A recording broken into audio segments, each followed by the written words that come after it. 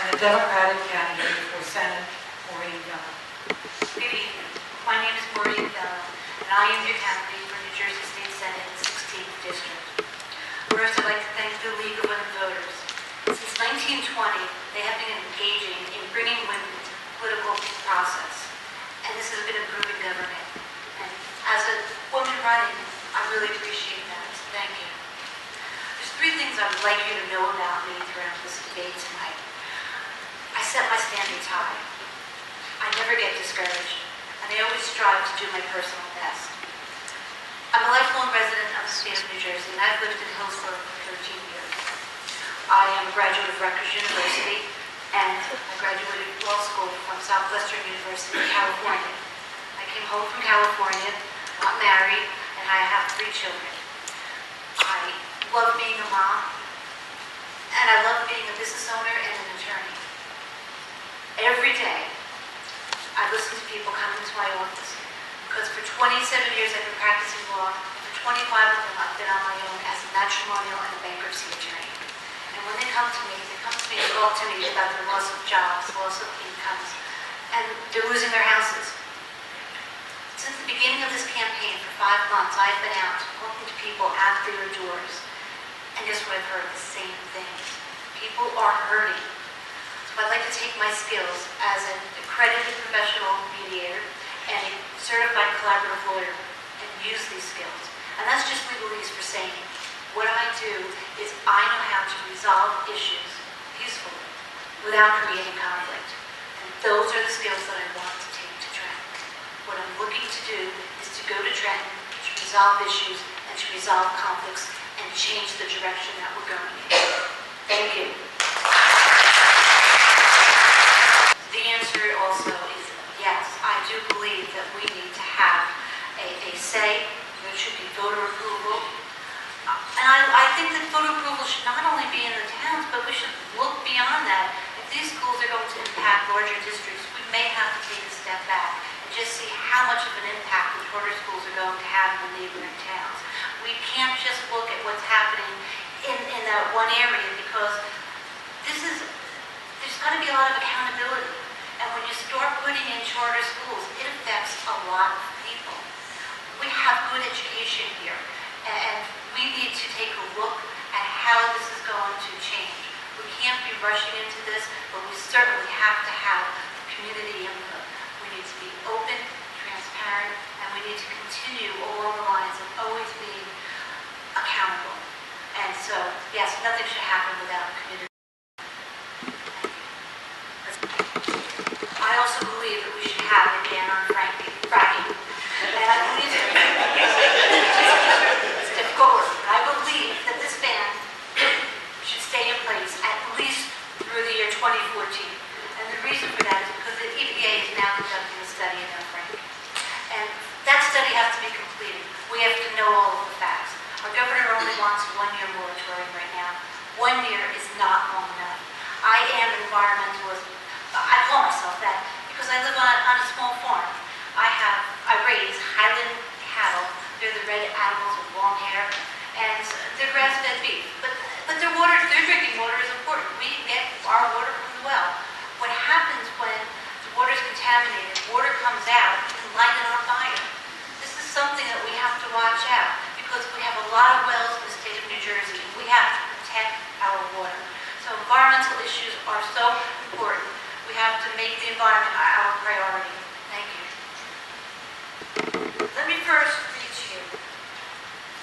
This is the New Jersey Constitution. Article 1, Section 19. Persons in private employment shall have the right to organize, bargain collectively. Persons in public employment shall have the right to organize, present to, and make known to the state or any of its political subdivisions or agencies their grievances and proposals through representatives of their own choosing. It's in our Constitution. We have certain rights. I explained to you that I'm a mediator. I explained to you that I believe in due process. You can't change the rules in the middle of the game. It's not how it should be done. This is not what I stand for, and it's not what we should be standing for. What happened with the pensions and with the COLA is that was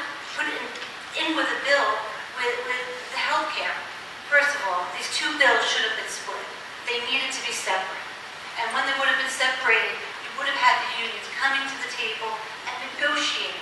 And this is what they wanted to do. They wanted to negotiate, which they have the right to do. And they wanted to come and bargain for themselves. And this is one of the reasons why I want to go to Trenton and bring the skills that I have there. We can't be doing away with collective bargaining, and we can't be doing away with these skills. Right now, we have an unemployment rate in the state of New Jersey at 9.4%.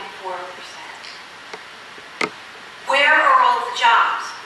We were told that if this tax, the millionaire tax, and it's not to put a new tax on, we're actually taking a tax that was on the millionaires, so it's reinstituting something. But we were told that if we did that, it was 2 to 3 years ago, that all the wealthy people would leave the state of New Jersey, so we can't do it, because we need them here. It's going to create jobs. Where are they? Those jobs didn't come about. We've haven't had this kind of unemployment rate. We have 16,000 people who earn over $1 million in the state of New Jersey. Each one of them is getting a $40,000 tax break.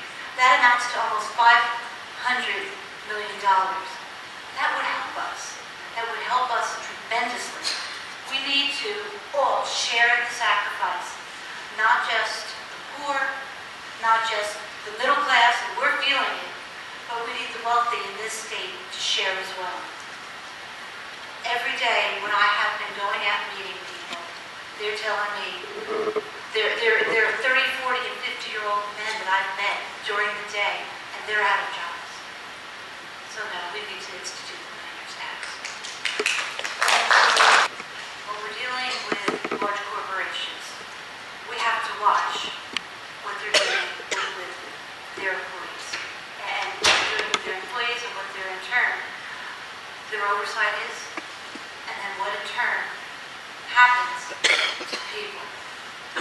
When big business affects the elderly and big business affects lower income families, there's a problem. We're not just supposed to look to the big business and say, you're in here, you're creating jobs, you're good. It's more than that. We need to look at the results. This is a balancing test. This is one of those times when there's no right answer and no wrong answer. But you're going to have to look. What's happening to the people? And then you take a look at what's going on with the business. Because when companies come in and they want to start leaving because we're going to start regulating or over-regulating or telling them what to do and how to do it, there's a problem. When we step in and say we are the oversight, there's a problem.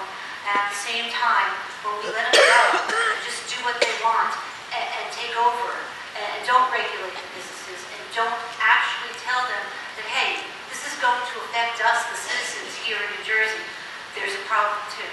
So this is one of those times when you have to get all of the facts and address it and not forget about the people. I'd like to hold on to my thank yous and leave you first with an illustration. What I believe in and what we need in Trenton is something that you can all picture in your minds right now. Think of an eagle soaring, a big eagle. Everyone picture it. What this represents is this bird can only fly, like it or not, if it has its left wing and its right wing. We have to go to Trenton and work together. It's the only way anything is going to be accomplished. And we haven't been doing that. We're talking about reforms. Well, guess what? One side of a bird will make it fly in a circle if it only had one wing. We can't do this alone. People have to start to compromise and come to the table.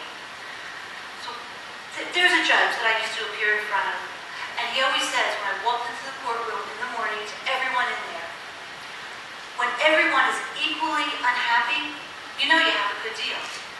Well, I know the poor is unhappy right now. I know the middle class is really unhappy right now. We're hearing all about it. But is everyone else? Are the few? Are they unhappy? I'm not so sure. There's another saying that I always listen to. And this saying is that when there's hope in the future, there's joy in the present. guess what? I'm not so joyous right now, and the people of New Jersey are not so joyous right now. Where's our hope? I've thought about this for a long time, and you know what I know? Instead of having hope, we have an opportunity. This is the time to make a change. I don't want to skip my thank yous. I do want to say thank you to the League of Women Voters. I really appreciate you hosting this event tonight. I want to thank my family, my opponent, and my running mates, of course. Without Joan Marie, it wouldn't have been such a great night. Thank you very I do much. ask for your consideration. Thank